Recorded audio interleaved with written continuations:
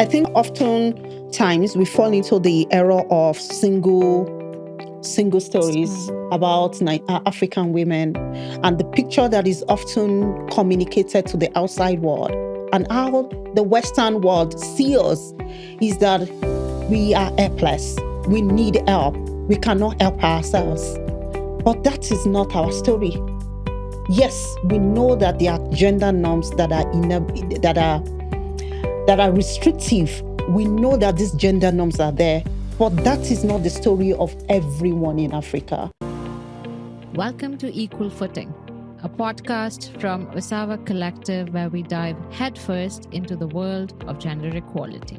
We're your hosts, Madhuri and Karen, friends and total gender nerds on a mission to uncover the amazing things happening in the space of gender equality around us. We'll be uncovering the challenges, why they exist, but more importantly, we'll be shining a spotlight on the innovators, the change makers, and the game changers who are creating, implementing, and championing solutions. Think of it as your weekly dose of hope and inspiration, with a side of insightful conversations and maybe even a few laughs along the way. Okay, well, Tolu, welcome to Equal Footing. We're so excited to have you. Thank you for having me. Yeah, absolutely. So I know we've met a lot and we've always spoken about your work in financial inclusion and gender equality.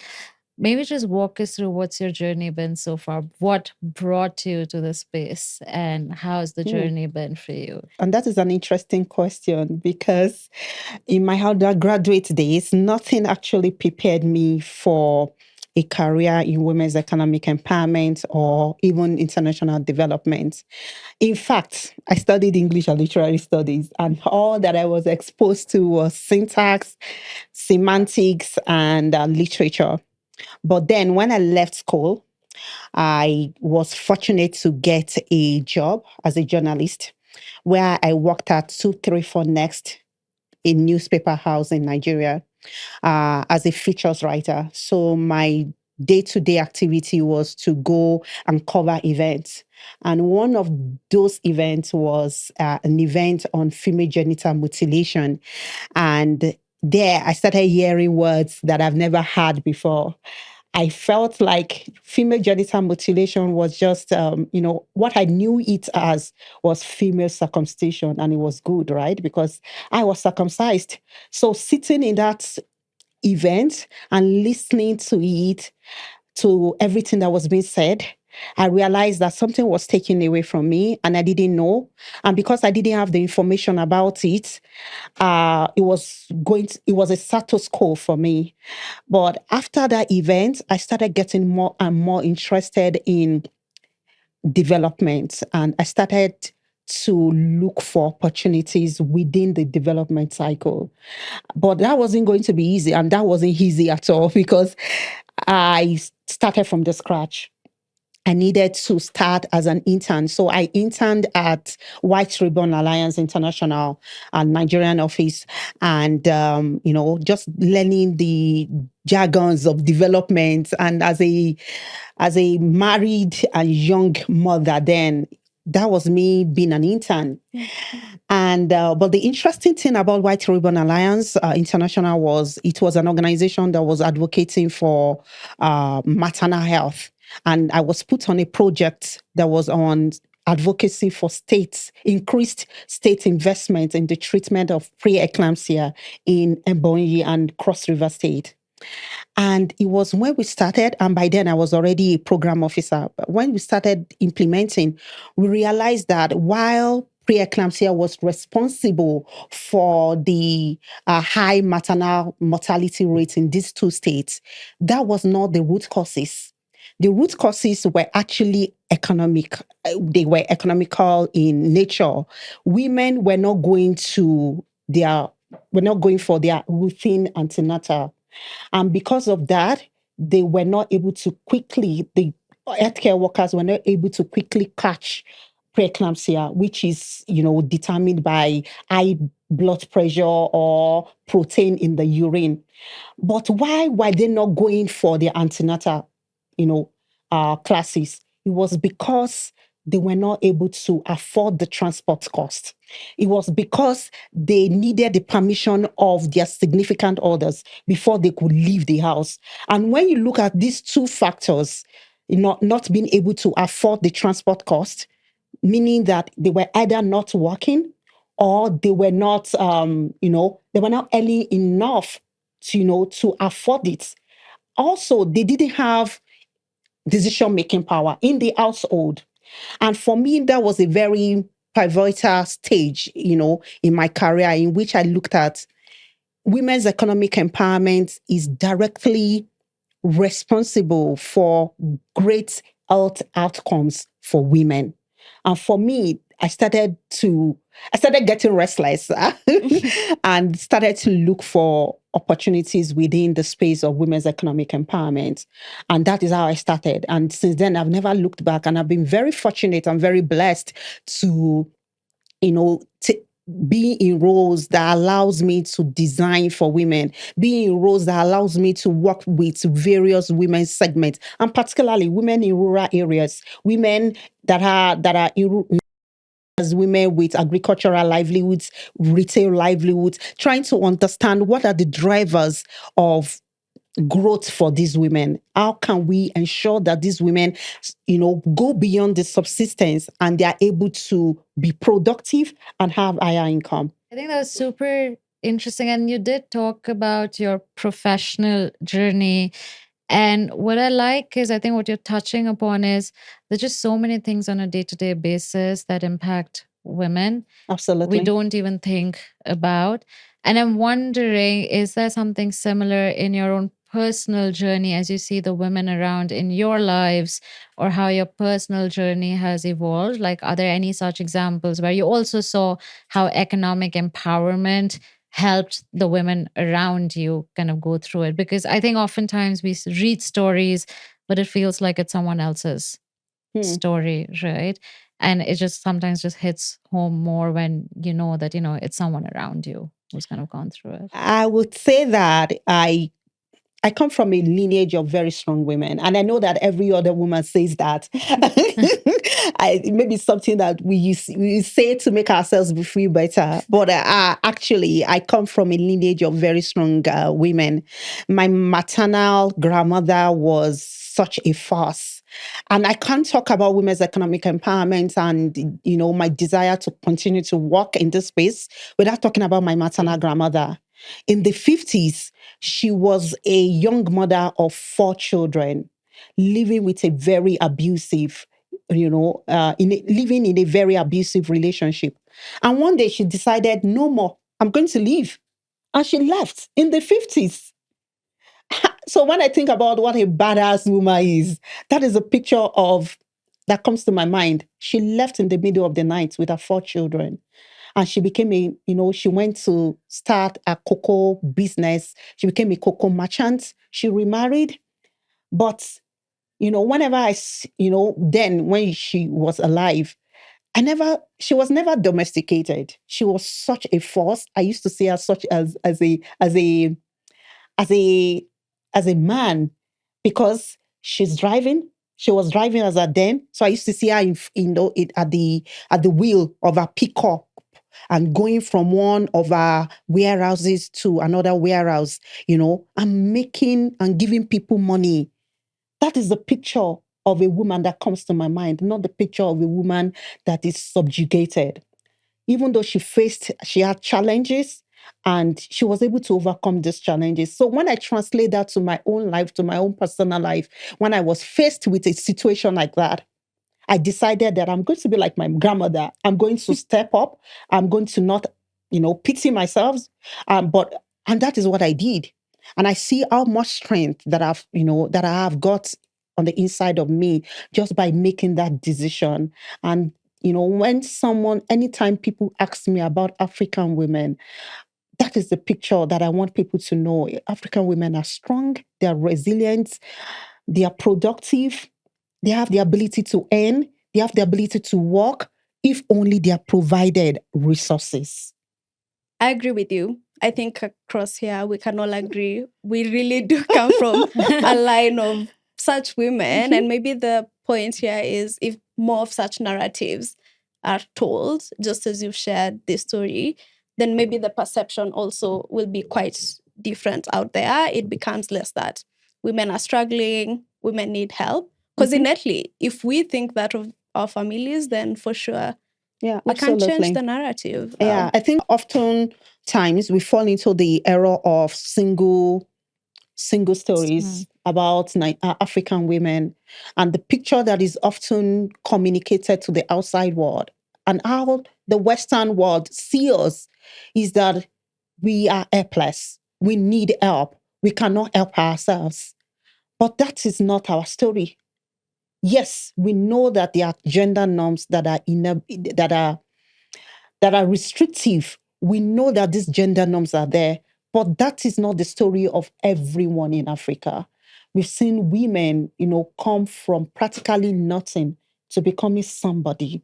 So how much of these stories are we telling ourselves? And most times when I'm talking to my daughter, these are the stories that I'm telling her. I'm telling her that because you cannot allow yourself to be pitied, you have to ensure that you are constantly communicating from the point of view of strength. And I think that we all should do that for ourselves, for every woman that is within our corner. And that is what I think that all of us here, we are doing. We are working with women, ensuring that we are changing the narratives. We are putting resources into their hands, having access to financial services, having access to lands, ensuring that we are, working with policymakers so that they can see these women, they can know these women. And because of they know their peculiarity, they know the situations, they're able to design policies that actually work for different women segments.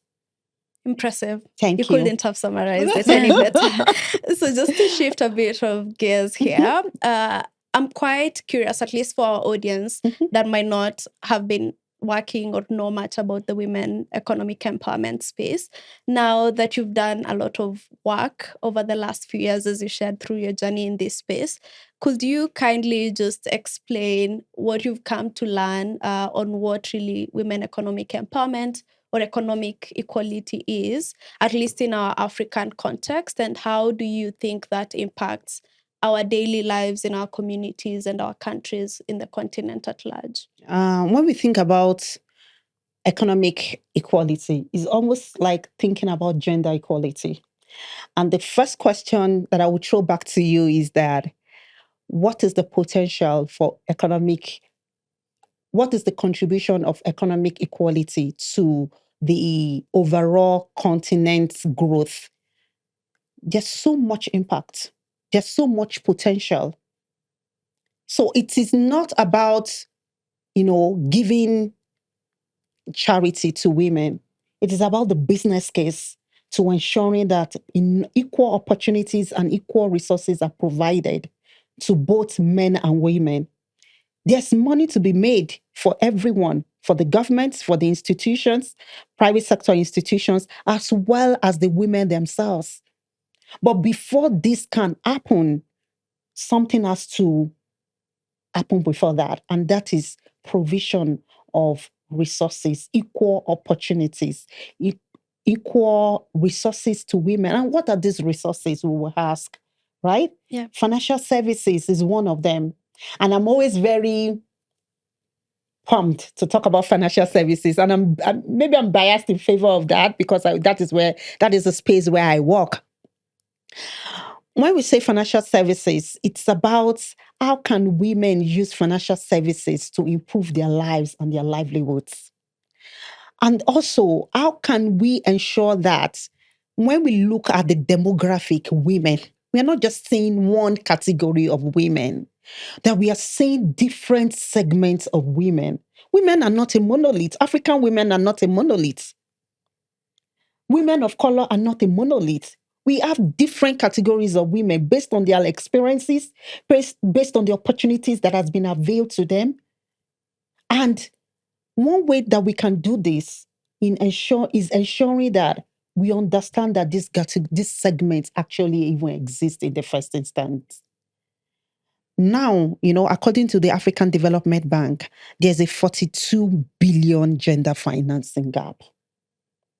And this gap has been persisting. In fact, to my knowledge, it has even increased, meaning that all the financing that is being, that is being channeled, how are we ensuring that this funding is channeled through proper products that are actually custom made, right? Tolu, if I may come in, I think here, just to make sure that, I think for our listeners, are we here trying to say that women on the continent don't have access to like 42 billion is the total value of funding that they should have access to, Absolutely. but they don't have access to, Yes. and that's what is holding them back. And that's a Yes. significant number. It is, and it's even more than that now. So the question is, what are we doing about it? But it's not just about the financial services. It's also about the equal pay or workforce participation. I know that women, particularly women in informal sectors, they earn lower than their male counterparts because of the roles that they play within these informal sectors. And one of these sectors is agriculture. Oftentimes, when we talk about women's role in agriculture, is either we are talking about it from she's an hired labor or she has a small farm.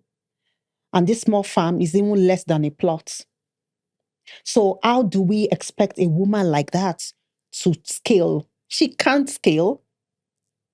So the first question is, how do we ensure that we are supporting policies that are really pushing for equal access to lands? Until land become accessible to women, women will not be able to really participate competitively in agriculture. Because he who owns the land owns the farm, owns everything that is done on that farm. So how are we ensuring that this is done? And also the wages that are paid to women on the farms. So it's not a bad thing to say that a woman is an hired labor on the farm, but how much is she being paid? Is she even being paid at all? Because oftentimes it's herself and her husband that owns the farm. So let's say a woman and her husband own a farm where they are milking cows. She's not even the owner of the cows, but who is responsible every morning to ensure that the cows are milked is the woman. And have you ever seen the process of milking a cow? You're going to be doing like this. It's so stressful. But when the milk is now being supplied maybe to the cooperative or to the local producers, whose account is the money going to be paid in? Is the man's. And the man will not, give the money, any part of the money, because he will just assume that, it's our business. It's not a business. It's our business, but the money goes into his own account. So you see how this also impacts a woman's economic empowerment. And the truth about economic empowerment also, I know we've started hearing conversations around economic power. But the truth about economic power is that there cannot be economic power without economic empowerment. It's a journey. You have to be empowered before you can have power. You have to ensure, and how do we ensure that someone is empowered? Number one, they have to have resources.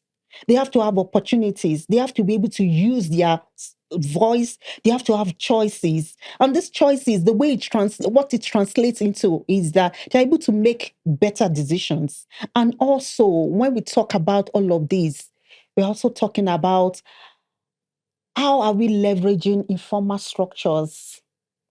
Because oftentimes we've put things so much into formalized structures that we do not pay attention to the informal structures. And the informal structures like saving groups, like cooperatives, women they are predominantly, in these structures.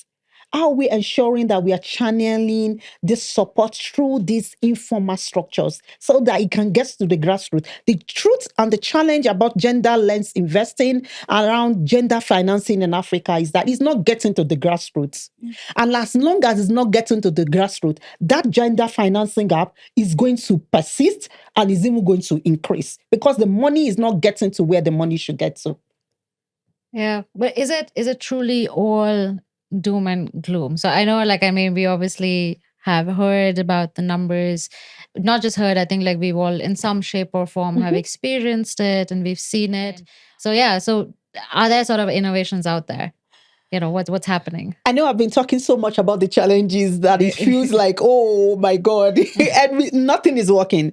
But the truth about it is that some things are working and they're working really well. But just like I said, it's a journey, right? It's baby steps. So one of the things that is working is human-centered design when it comes to designing financial products and services for women segments. And please note that I didn't say women, I said women's segments. Women are different from one another. And because of that, it is always important, even as us professionals, for us not to never fall into the error of categorizing women into one group or two groups. So, and what does this designing for women, what does it even mean? It means that you are going to look at different, specific women segments. You are going to understand them. You are going to have a lived experience of what it means to be in that women's segment. You are going to know where they live. You are going to know what they eat. You are going to know what their needs are. You are going to know their livelihoods. You are going to know what their motivations are to taking up a financial service. And the example of that is that, let's say you want to work with women in cassava value chain. Cassava is very popular in Kenya, right? And also in Nigeria. And these women, what will be their needs? What are their current farm, or if I can put it in the right way, what is the size of their farms? You want to know what other needs do they have. You want to understand the cassava value chain so much that you know that, cassava value chain, if it rains too much, cassava, you're not going to be productive. There's going to be a low yield.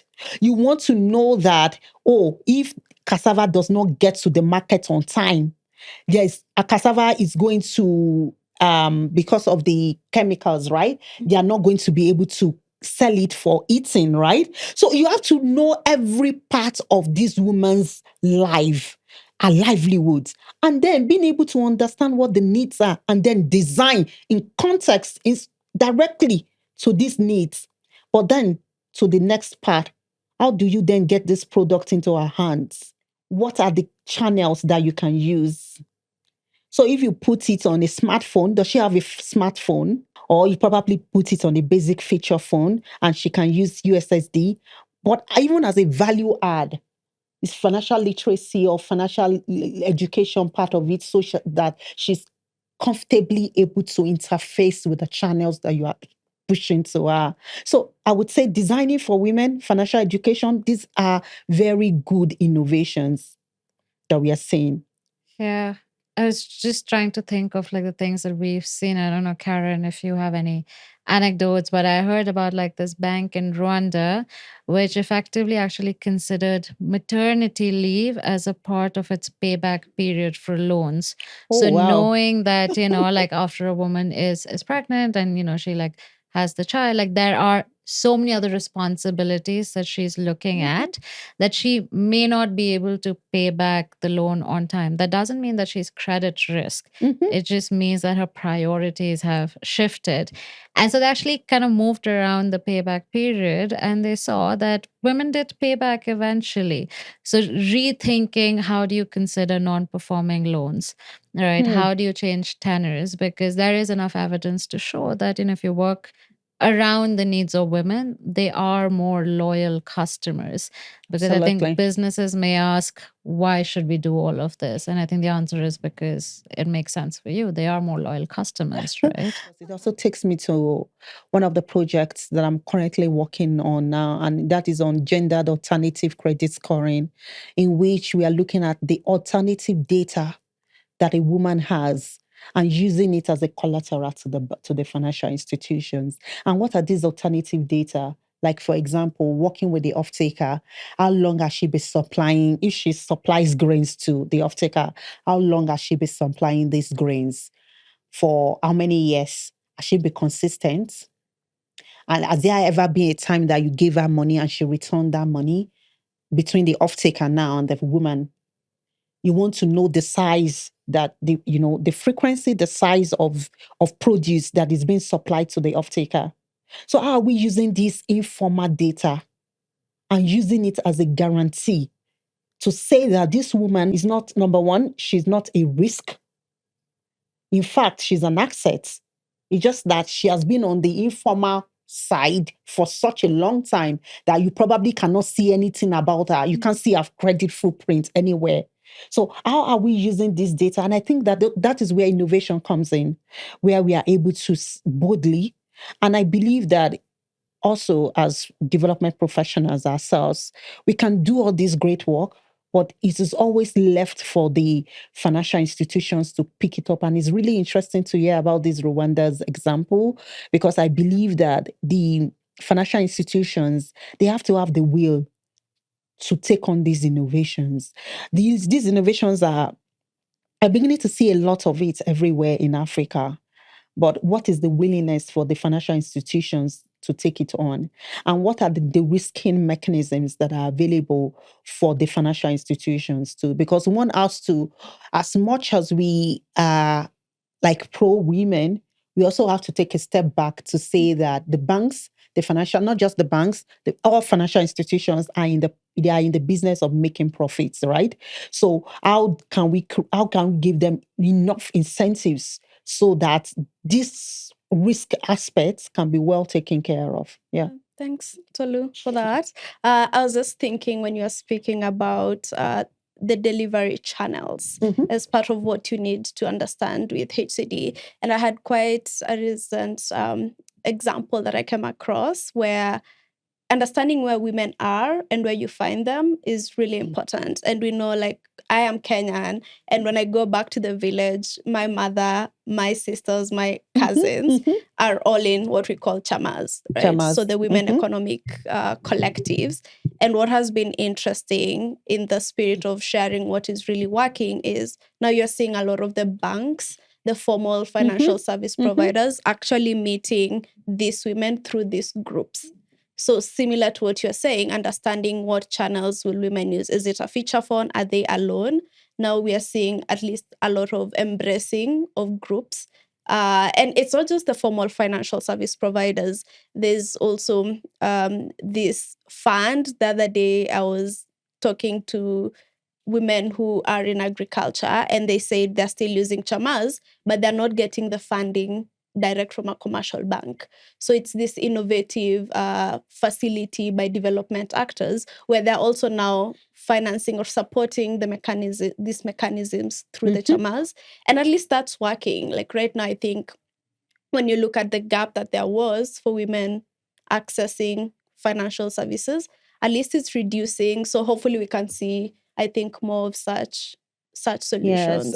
Yes, I think there's good news that is coming out of the work that we are doing around women's economic empowerment in the continent.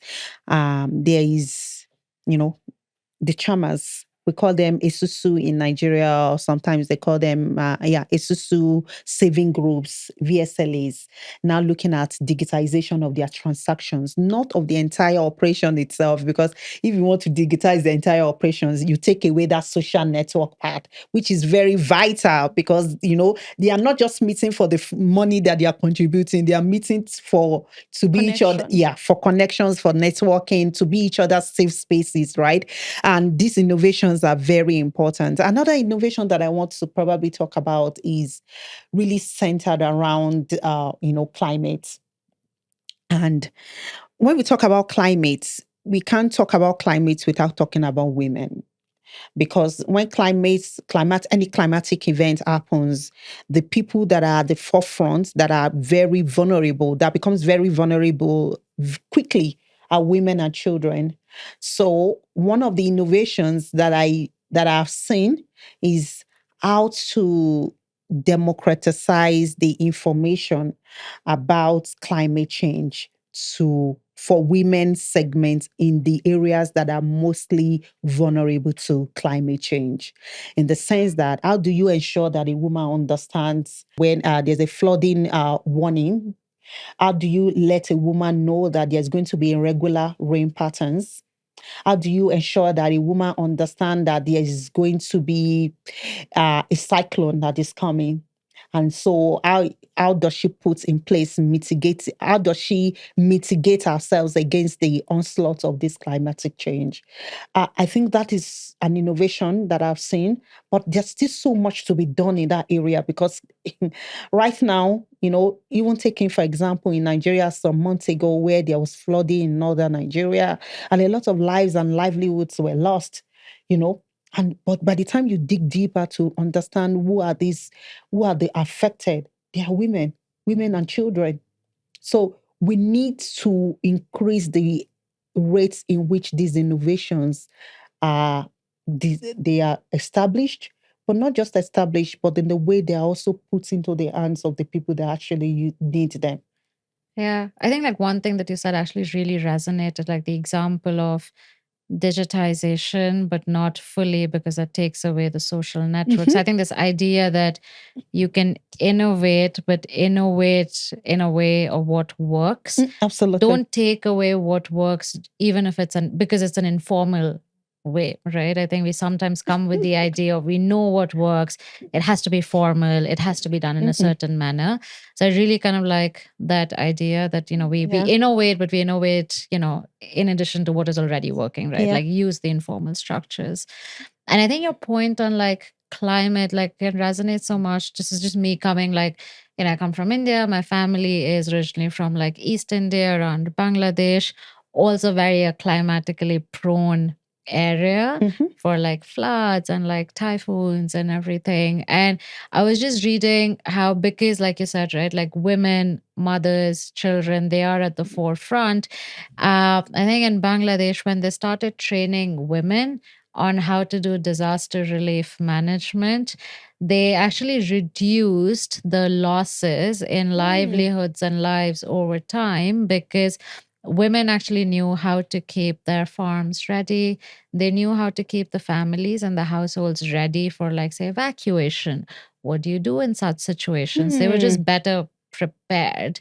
And so I think, like, basically kind of resonating what you're saying on they are not just the ones who are the most impacted, but they're also the ones who have the most power to change things. I love the power that you mentioned. Yeah, power, agency, ability to change things when there is a crisis. Absolutely. And so how do we utilize Quite that? interesting. As you know, I think Tolu, you mentioned this a while back, that a sector like agriculture, which is extremely important, right? Not just for food security, but also for the economies, at least most African countries. I think agriculture contributes about 40% of most GDPs. To most GDPs in the continent. On average. And again, it employs most African women are smallholder farmers. It's also those women likely to face like the biggest impacts of climate change, but they're also the ones who are leading in that space. And I saw, to Madhuri's point, I saw something that was saying, as we move towards the future, what you're seeing is actually a lot of women will remain in agriculture, but men have the option to move to urban areas. So when you think about who is really going to be most impacted, but also who has a lot of the opportunity now and the future to make a real change in a sector like agriculture, when you think of be it adaptation, mitigation, whatever it is women who will remain in this space. So they're your agents. They're the people you need to be investing in. Absolutely. If this is the space. You've shared a lot of approaches that are working and interesting stories. We've spoken a lot about agriculture, finance. I think you alluded to health a bit earlier. But what lessons do you think we can actually apply in other spaces? Gender is a nexus with every other part of our livelihoods. So what do you think translates? Does HCD translate? Yes. So thank you, Karen. And I believe that right now we live in a world where every day that we wake up, we are seeing one nexus against another nexus. So we've seen gender, climate, and health nexus. We've seen gender, nature, and health nexus. But what that means is that we are going to be increasingly experiencing this sort of insight as to how gender interconnects or interrelates to everything. And when I mean everything, I mean everything to housing. So if you take housing, we know that, a lot of women are not even house owners. But that information, how readily is it available? Do we have a sex disaggregated data about housing, urban housing, rural housing in Africa? I doubt it. I'll be very happy to see the data, please, if there's a data like that sort of disaggregates that. We know that Maduri has a house. We know that Karen has a house. So how much is the housing sector ensuring that they are incorporating these considerations into the designs or into the products that they are, pushing out? Going away from housing, let's take it to healthcare. We know that a woman's health, women go through various stages of life.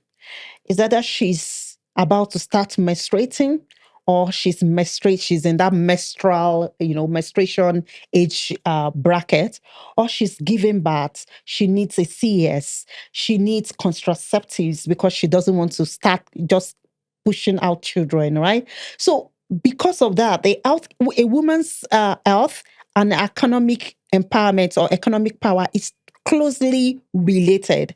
And oftentimes we see it as very separate. We're always talking about women's economic empowerment without talking about women's health. They're the same. So how are we ensuring that even the healthcare system understand how much a woman's economic empowerment is a major determinant for great health outcomes? I think that is a conversation that we also have to be having much of on.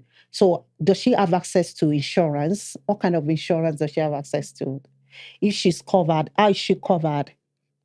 That coverage, if she has an ectopic pregnancy, can that coverage ensure that she has that operation and she is not paying out of pocket for it? So you could see how these nexus are.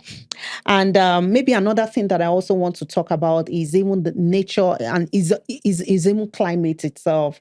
Now we are talking about, the onslaught of climate, but what about the solutions itself?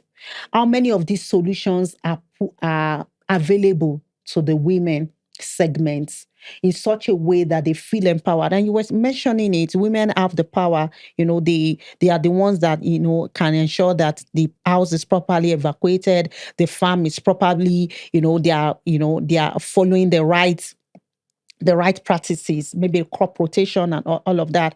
But if these solutions are not accessible to them, if it's not even available to them, then the question is, what are we doing? And maybe the right question would be, what should we do to ensure that we democratize these solutions? And these conversations is not just one to be had within the development space. I spoke about housing, I spoke about healthcare, I spoke about climate. But these are very siloed. They are very siloed areas where typically you will not hear about gender. You will not hear about, that this consideration, gender considerations. And I believe that these conversations should be happening and we should just interlink everything. Great. Thank you. So, sex disaggregated data applies irrespective of the space. It doesn't even So matter the basically, sector. we need to understand those segments, have that data irrespective of housing, energy, financial inclusion, agriculture, climate, as you've put it, but then also make sure we're not speaking about one without the other. Yes. As you said, healthcare equals whether you're able to pay for your insurance. Insurance is a financial product at the end of the day. All right. So I'm quite curious, Tolu. Looking ahead, what is exciting for you in the world of women economic empowerment? What trends are you seeing that are giving you, fire to keep pushing and see the next day? I think when I think about what gives me hope in this journey, I think the fact that a lot of people are talking about women's economic empowerment, gender equality, it's like not a hush conversation again. It's not something like, oh, hello, Madore, hello, Karen. It's something that everybody's talking about. And because everybody is talking about it, there's an increased awareness about what needs to be done. There's an increased awareness, and there's accountability also that is being requested, that is being required of the policymakers. So the governments cannot say they don't know about women's economic empowerment. The government cannot say they don't know the importance and significance of having sex disaggregated data. And we know that, and we can actually also let them know that sex disaggregated data you can't even make policy without sex disaggregated data. You can't make policies without bringing women into the room and they are well represented in the room. So it's the fact that it is not an hush. It's not something that we have to appeal to people to hear about.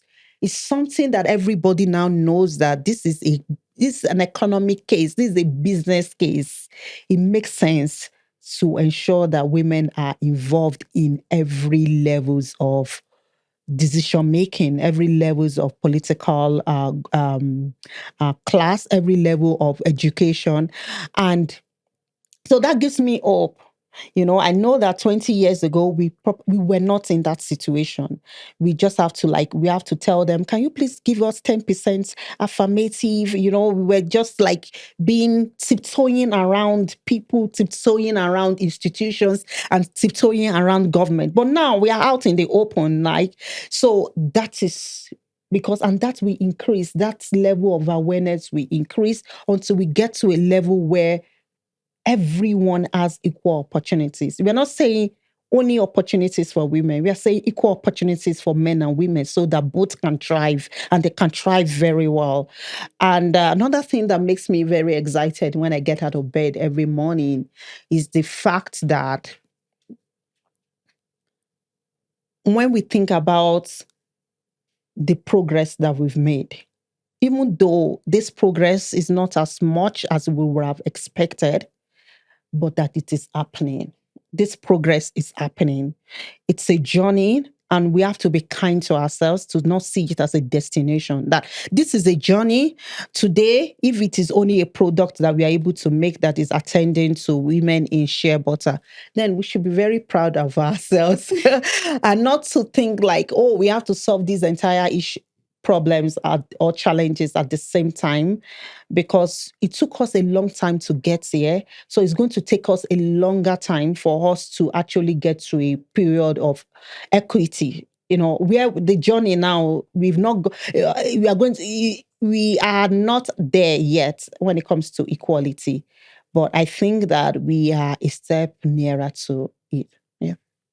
Yeah, I think it sums up quite well that we are three women from three different countries, which have a very strong history of patriarchy and unequal norms. And the fact that we are sitting here and having this conversation, I think, Tolu, to your point, I think that gives me hope as well, right? That we've come along to a way where we are having this conversation, despite what our mothers and grandmothers went through. Yeah. That's true. And we're seeing more women presidents. Yeah. Look at our neighbors, Tanzania. Yes. So the fact that we're even having these role models, I think it's something to rejoice about. And interesting enough, the other day I was reflecting also, to your point earlier of where everyone is now willing to have this conversation. I don't know if you both have realized, but when you look at government ministries or even big development projects. Before, gender used to be like an AOB, but now you're finding there's a seat for a gender representative. So Absolutely. to gender mainstreaming, right? Like now it's part of the conversation. And I don't think that was the case, unless I'm mistaken. No, that wasn't the case at all. And there's been so much progress, even in religious houses, when we take it, because sometimes we don't see it as part. But if you ask anyone, what is one area that has the most impact on anyone? It's not the government, it's the religion. So even in churches, I grew up in a very conservative religious church, and where women were not, I don't think I ever saw a woman like on the pulpit preaching when I was growing up. It was always men that were preaching. But now I've seen how things have changed. I've been to churches where women are even the pastors. I've been to churches where, things have changed, and people are questioning the status quo of even, the sort of inequality that can be supported that can be supported by religious houses or religion as a whole. And people are not afraid to use their voices. And I think that is another thing we should actually be very proud of, because people are now able to speak. Men and women. Women are able to use their voices and to speak against any form of tyranny and any form of, any form of, patriarchy that they are experiencing. So I think that is something to rejoice about. Well, I love that. The fact that we're all speaking, the fact that we're all conversing, the fact that we're using our voices. Yes. Yeah. And we just can't hope for the change to be faster, I guess. I think that's where we all are. I think it will be. Yeah. Yeah. It's a great, I think, part for us to be almost wrapping up this conversation. So Tolu, what's the one message that you think our listeners should be taking away from today's conversation? So the first thing, maybe two things I wanted to say, is to actually really congratulate both of you for ensuring that this kind of conversations is even happening in the first place. I don't think we have a lot of gender-related podcasts out there. But yeah, it is, you and Maduri and Karen, you ladies have been able to pull this off. So I want to say thank you for making this sort of, because I know that on this couch, there's going to be so many people that are going to be seated in this couch and having really insightful conversations. And maybe the second thing that I want to leave with the audience is that gender equality, women's economic empowerment is not an affrontation against men. In fact, women's economic empowerment makes the lives of men better. It is not about, you don't need men. I do not believe that is what this mission of ensuring that women have resources, women have opportunities, that is not what this mission is about.